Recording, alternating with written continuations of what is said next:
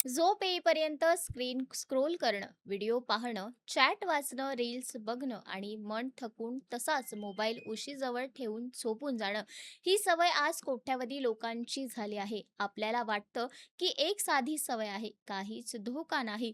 पण खरंच तसं आहे का?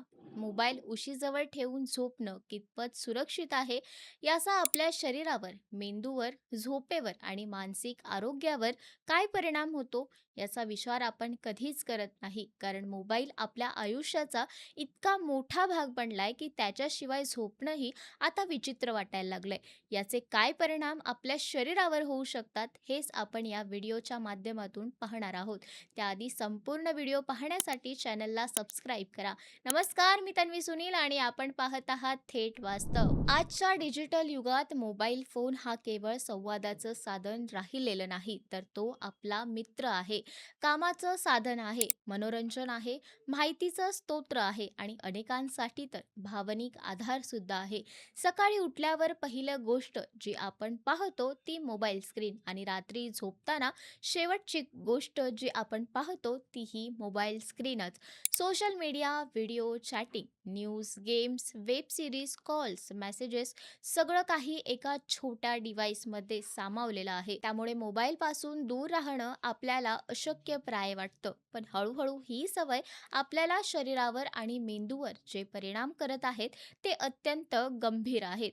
अनेक लोक रात्री झोपताना मोबाईल उशीजवळ ठेवतात कारण अलार्मसाठी तो जवळ हवा असतो. काही लोकांना झोप येत नाही म्हणून मोबाईल स्क्रोल करणं ही झोप आणण्याची पद्धत वाटते. काही जण म्हणतात की मोबाईल बघितल्याशिवाय झोपच लागत नाही. ही गोष्ट ऐकायला सामान्य वाटते, पण ही मानसिक अवलंबित्वाची सुरुवात असते. मेंदूला मोबाईलच्या स्क्रीनची सवय लागते आणि मन शांतता, अंधार आणि शांत वातावरण मेंदूला अस्वस्थ वाटायला लागतं.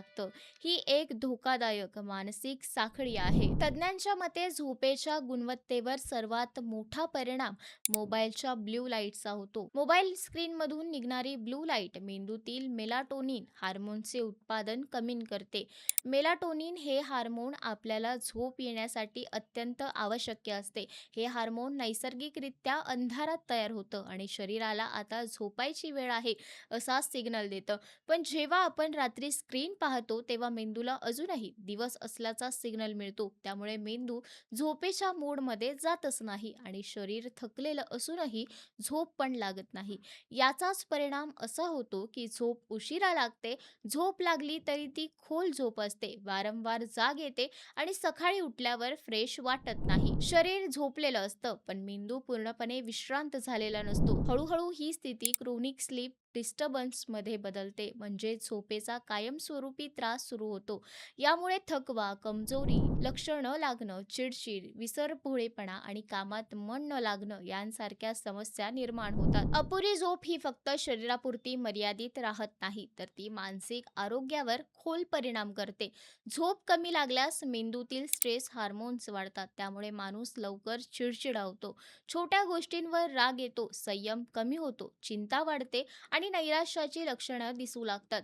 अनेक लोकांना अस्वस्थ वाटणं, कारण नसताना घाबरणं, टेन्शन जाणवणं, भीती वाटणं अशा मानसिक समस्या सुरू होतात आणि त्यांना कळतही नाही की यामागे झोपेची सवय आणि मोबाईलची भूमिका किती मोठी आहे. मोबाईल उशीजवळ ठेवून झोपल्याने डोळ्यांच्या आरोग्यावरही गंभीर परिणाम होतो. झोपण्याआधी सतत स्क्रीन पाहिल्यामुळे डोळ्यांवर ताण पडतो, डोळे कोरडे पडतात, जळजळ होते, पाणी येतं, धुसर दिसायला लागतं आणि डोकेदुखी होते. यालाच डिजिटल आय स्ट्रेन म्हटलं जातं. आज लहान मुलांपासून तरुणापर्यंत सगळ्यांमध्ये ही समस्या झपाट्याने वाढत आहे. लहान वयातच चष्मा लागणं, डोळ्यांची कमजोरी वाढणं आणि डोळ्यांमध्ये सतत थकवा जाणवणं ही आजची नवी सामान्य समस्या बनली आहे. शारीरिक आरोग्यावरही याचा अप्रत्यक्ष परिणाम होतो. अपुरी झोप झाल्यास शरीराची रोगप्रतिकारक शक्ती कमी होते, म्हणजेच आपली इम्युनिटी कमकुवत होते. त्यामुळे वारंवार आजार होणे, सर्दी, खोकला, थकवा, अंगदुखी, अशक्तपणा यांसारख्या समस्या वाढतात. दीर्घकाळ झोपेचा त्रास राहिल्यास हार्मोन्स असंतुलन, वजन वाढ, मधुमेह, रक्तदाब, हृदयविकार यांच्यासारख्या गंभीर आजारांचा धोका देखील वाढतो. काही लोक म्हणतात की मोबाईल रेडिएशनमुळे कॅन्सर होतो का? या विषयावर अजून संशोधन सुरू आहे. थेट ठोस पुरावा नसला तरी सतत डोक्याजवळ मोबाईल ठेवणे, रेडिएशनच्या संपर्कात राहणे हे केवळ दीर्घकाळ शरीरासाठी सुरक्षित नाही, असे अनेक तज्ज्ञ मानतात. विशेषतः लहान मुलांच्या बाबतीत हे अधिक धोकादायक ठरू शकतं, कारण त्यांचा मेंदू अजून विकसित होत असतो. याशिवाय एक महत्त्वाचा मानसिक परिणाम म्हणजे मोबाईल ॲडिक्शन. झोपण्याआधी मोबाईल नसेल तर अस्वस्थ वाटणं, सतत नोटिफिकेशन तपासण्याची सवय, झोपेतून उठून स्क्रीन पाहणं ही सगळी मोबाईल व्यसनाची लक्षणे आहेत. हळूहळू माणूस शांततेला घाबरू लागतो. शांत खोली, अंधार, शांत वातावरण हे सगळं सुखद वाटण्याऐवजी अस्वस्थ करणारे वाटायला लागतं आणि मग माणूस मोबाईलच्या स्क्रीनमध्येच मानसिक सुरक्षितता शोधायला लागतो.